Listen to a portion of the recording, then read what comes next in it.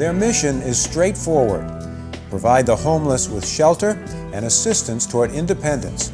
This is Samaritan House, Lincoln County's shelter for families in crisis. A home is fundamental. A safe, decent, affordable place to live, I truly believe, is the need and the right of everybody. The typical family you see ending up at Samaritan House, it's a family that's experienced a crisis, a bump in the road. I think the combination of stagnant wages in our area and really steadily escalating housing prices just put a lot of folks right on the edge. I often hear the phrase, people are one paycheck away from homelessness. That's where Samaritan House enters the picture. Behind the doors of this former Newport motel, families who have reached bottom get a chance to turn their lives around. It's the only family shelter along the entire Oregon coast in the stretch from Astoria to Coos Bay. There are apartments available for families with children, both single adults and couples, and it is more than just shelter.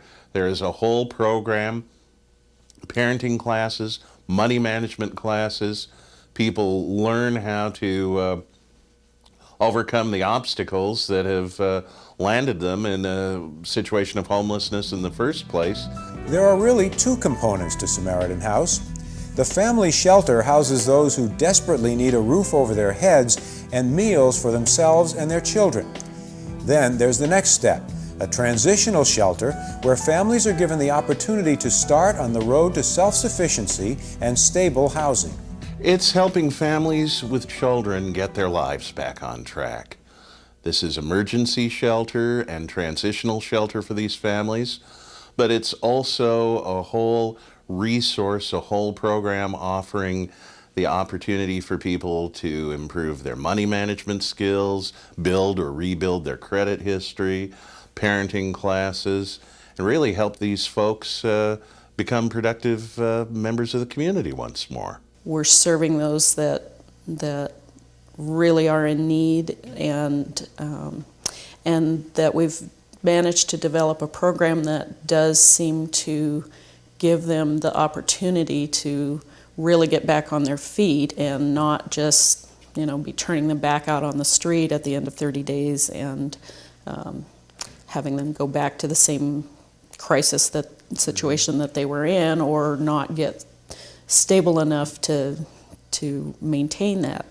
Samaritan House has an average waiting list of 40 families. That emphasizes the acute need for this kind of service on the coast. Support for Samaritan House comes in part from Lincoln County. The County Connection is like several other nonprofits in our community. Samaritan House is funded through our annual nonprofit social service program. It's a competitive grant process, but they apply each year and have been funded for several years, and that is a key piece of the funding that helps keep the program afloat. But the family shelter couldn't exist without individual and corporate backing. Certainly private foundations and community donations and community fundraisers play a part, but it is always a challenge to maintain an adequate funding level. There's other ways that folks can help too, in terms of volunteering for our fundraising events. We have several events that we do throughout the year. We need folks to help in the office if they have office kind of skills. We can use folks to assist with children's activities that go, so that we keep the kids occupied while the adults are in their money management classes or one of the other classes that we do here. A couple of ways you can get involved include a monthly event called First Wednesdays, Dine Out for Samaritan House.